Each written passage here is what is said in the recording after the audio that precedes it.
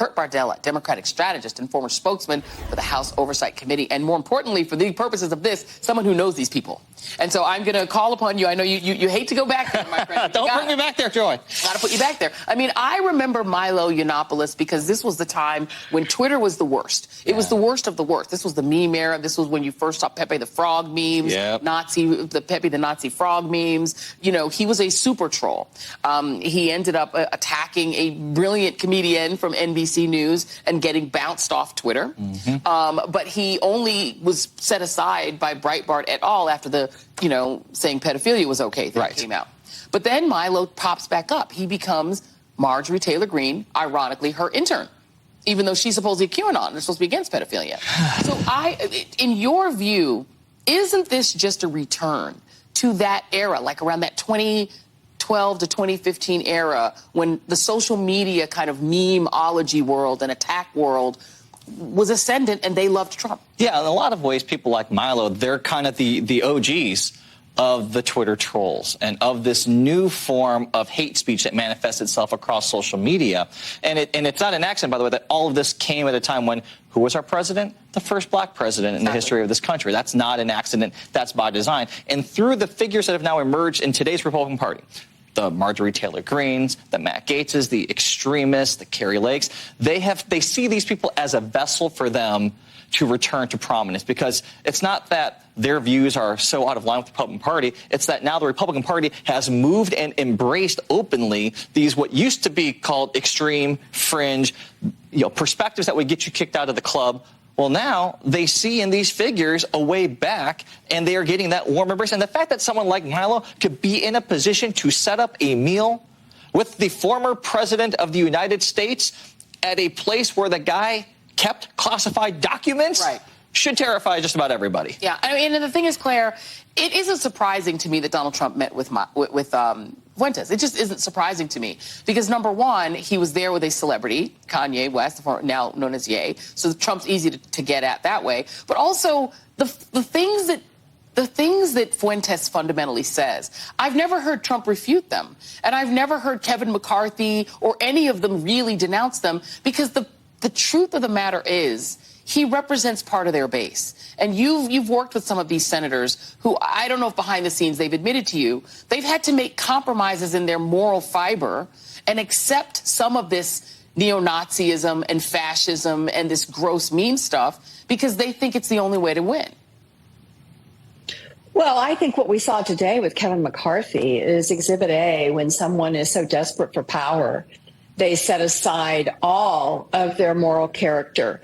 Yes, McCarthy said Fuentes was a bad guy, but then he proceeded to lie. Just out and out lie. I mean, lying has become the norm now because Trump kind of patented it in the White House. He showed everyone you can lie and still have political success. So he lied to say that Trump had denounced him. Trump has never denounced these folks, ever. He told them to stand back and stand by. He's claimed ignorance, the guy who wants everybody to vote for him because he's so freaking smart. Then the minute he wants to play dumb, all of his followers go, oh, he just didn't know any better.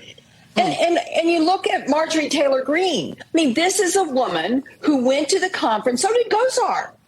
Yes. And what is McCarthy doing right now?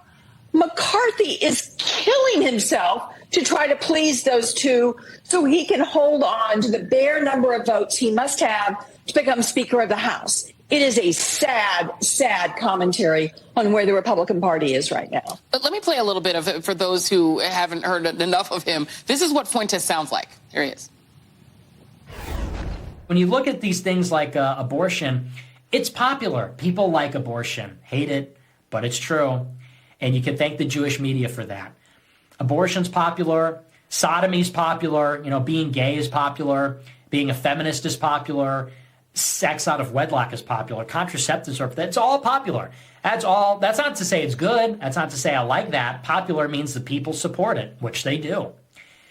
And it sucks, and it is what it is, but that's why we need dictatorship. That's unironically why we need to get rid of all that. We need to take control of the media or take control of the government and force the people to believe what we believe. So you've had, Kurt, some people come out and say, well, that's horrible, and say he's a terrible person. They don't want to talk about Trump. They say, but Trump's not an anti-Semite. They carve out of that. Trump's not a bad guy. He shouldn't have had him at the table. But the problem is the rest of what Fuentes just said. To me, that doesn't sound any different than fundamentally what the party platform is. They don't believe in elections. They don't necessarily like the idea of democracy. Mike Lee said democracy is a bad idea. They don't like the idea of women controlling their bodies. Mm-hmm. They clearly wouldn't mind having a dictator because they don't think that elections matter. They think they should just decide who the president of the United States is. They hate the culture. They're angry that the culture is too friendly to LGBTQ people.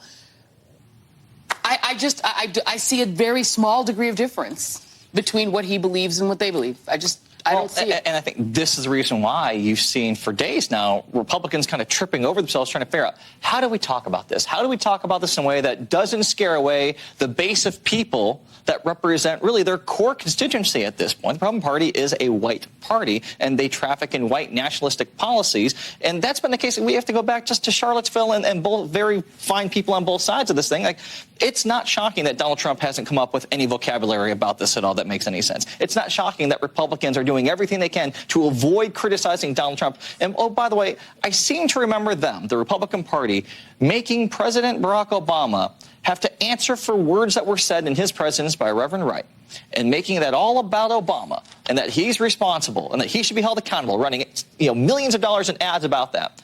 And yet when it comes to Donald Trump and the guy that he had dinner with at his dinner table at his home, they want to give him a free pass. All of a sudden, he's a dumb guy who doesn't know anything, who doesn't have access to a Google machine. Like a little kid. I mean, you know this. I know. Even Claire knows this too.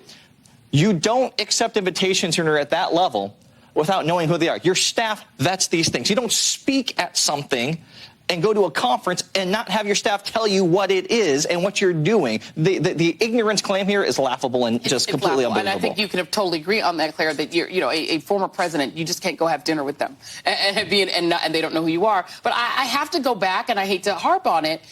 This is a party whose forget Donald Trump for a moment. Their mainstream politicians are banning books about the Holocaust. Their mainstream, supposedly, politicians are banning books by Black and LGBTQ authors. Their mainstream politicians are suing Disney because they don't like the fact that Disney makes, films with too many gay people in them, and they don't like it.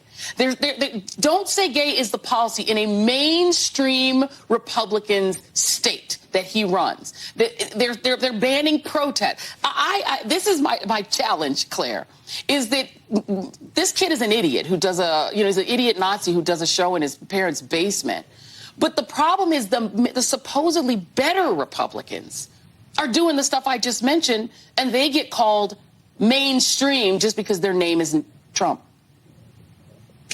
Well, I think it's a fair point. I think you can look no further than the vote today on the Senate floor, where you had the majority of the Republicans vote against a bill that was loaded down with protection for religion and religious differences on the subject of marital equality. But it stood for an important principle, and that is legal marriage should be recognized in every state in the union. It was frankly, not a bold step. It is something that the vast majority of Americans agree with. But the majority of the elected Republicans in the Senate rejected it. Only 12 voted for it, and the majority of them are retiring. So it is really fair, I think, to say that the culture wars have become the main attraction in the Republican Party, not policy, not how big should the government be or what tax policy should be or even what foreign policy should be, but rather culture wars. And I don't think most Americans think that's what this should all be about. And I think in the long run, they're going to pay a price for it, Joy. And in the end, if you're making it illegal to teach about the Holocaust without telling the other side or the other side of slavery, don't sit there and get mad at Trump for eating with the Nazi.